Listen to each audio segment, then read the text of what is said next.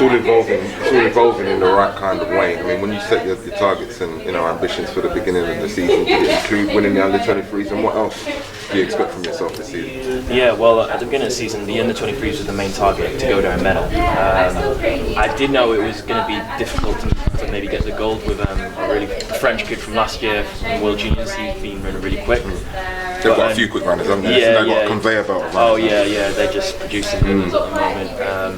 But unfortunately for him, he got a hamstring injury the week before in the Paris Diamond League. I think in the warm-up I was speaking to his coach, so obviously he wasn't able to compete, which kind of lifted the opportunity for me really. So I was ranked number 1, and I was able to kind of come through, which I think was quite big for me. Just obviously being able to be ranked 1 and then come out ranked 1.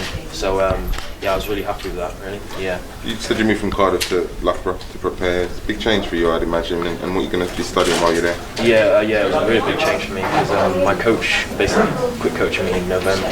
He quit coaching altogether. So Who's your coach? Mike Guest. Okay. Yeah, so basically from November to March I kind of went all the way through there without a coach. I was having some help from Matt Elias, but I didn't really have a coach, so I was still able to make the European indoor championships and stuff, and actually run a PB indoors, but it was just difficult. But when my new coach at the moment, Benke, he got the job in Loughborough, and then it just seemed like a great setup with Will Sharman and Di Green, and obviously being Loughborough, the high performance centre, just the physio, all the sports science side of it just seemed to fit in well, and for my university course as well, it looked well. So economics and accounting. You're making it hard for yourself. Yeah. Listen, obviously anniversary games this weekend. What do you expect from yourself? And you're looking forward to Olympic Stadium, man. Massive occasion. I can't wait. Literally, I've just been so excited from the beginning of this week, really. Because obviously I went there 3 years ago to watch, and I never really would have thought I'd been able to compete, because at the time I was injured and I wasn't really sure if I was going to really continue my legs. It was kind of, everything was in question marks really. So to have actually been able to race here on Friday, I can't wait. I mean, it's a stacked start list, but I'm looking forward to it. Listen, your event is obviously a difficult one. It's all about rhythm. It's all about feeling good between the hurdles. Yeah. That's what I'm saying. So I've spoken to hurdlers from Colin all the way down. How are you going to make inroads on the type of times that are going to, propel you to world class? Yeah.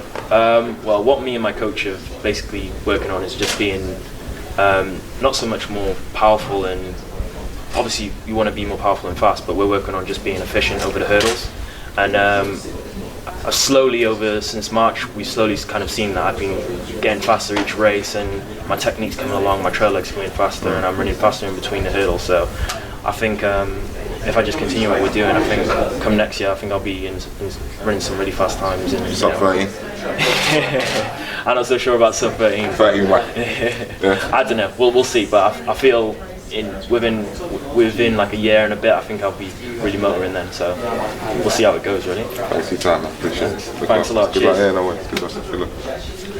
Yeah. David, for you, the prospect of facing, having a London crowd behind you, the home crowd, how good is that to have that home crowd? I can't wait, literally, because as I said, I was there in 2012 watching, and I remember watching Mo Farah in his 5,000 heats, the crowd kind of just going crazy for him, and every kind of British athlete, the kind of reception they got. So I'm just hoping to kind of use that to help me just kind of run fast and just get me to that line as fast as I can, really. What are you expecting from the conditions in the Olympic Stadium? Is it something you're familiar with? Yeah, well, I think the weather's meant to be quite good, and it's obviously a Mondo track. We've been training on a Mondo track in Loughborough this week, just kind of getting ready, because obviously with a Mondo track you move a lot faster and you get a lot closer to the hurdle, so you just got to kind of prepare yourself for that. So I'm really looking forward to it, really. I think I've trained really well this week, these last 2 weeks. I raced last weekend. It wasn't the best race, and I ran a really good heat and I felt really relaxed, and the final didn't quite get it together, but I feel I'm definitely in PB shape and in shape to really run fast, so hopefully I can kind of get it right on Friday. Excellent. Yeah. You obviously have had quite an amazing month. I guess this sort of Diamond League on home soul sort of the icing on the cake for you. I'm just really excited. This is my first Diamond League. For me, it's just going to be about kind of just learning from this experience. It's my first kind of real big race. Obviously, I've seen the start list with Ortega, Ronnie Ash, a lot of guys who've run sub 13 and near the 13-second barrier. So for me, it's just about just really just enjoying it and just learning. So hopefully maybe in a year or two I can really kind of come to a meet like this and be competitive and hopefully go for the top spots.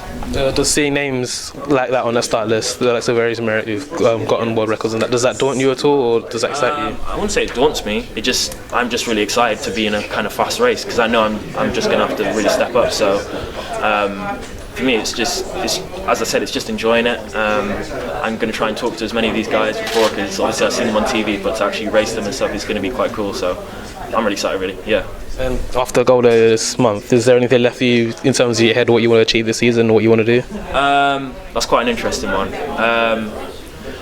Obviously, there's still the World Champs in Beijing, but I've already been to European U23 this year, and obviously British Athletics have put their policy up. They don't want to sell young athletes like myself to 2 championships. But I don't know. I'm just going to try my best to run as fast as I can and get the standard and just leave it up to them. If I don't get selected, then I'm just going to hopefully just try and run fast this season, try and get a PB and see how it goes, really. I mean, to be honest, I'm pretty happy with the way the season's gone. I've kind of achieved pretty much everything I wanted so far, and it leaves me in a good place heading into next year for 2016.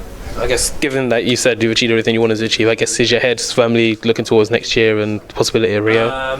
I mean, it is looking towards next year, but I'm training really well at the moment and stuff. So I feel, I would say I've still got one more target, and that's probably to get my PB and run fast, which I feel hopefully I can maybe do this weekend. And if not this weekend, I've got 2 more races coming up soon, so opportunities to maybe get that PB.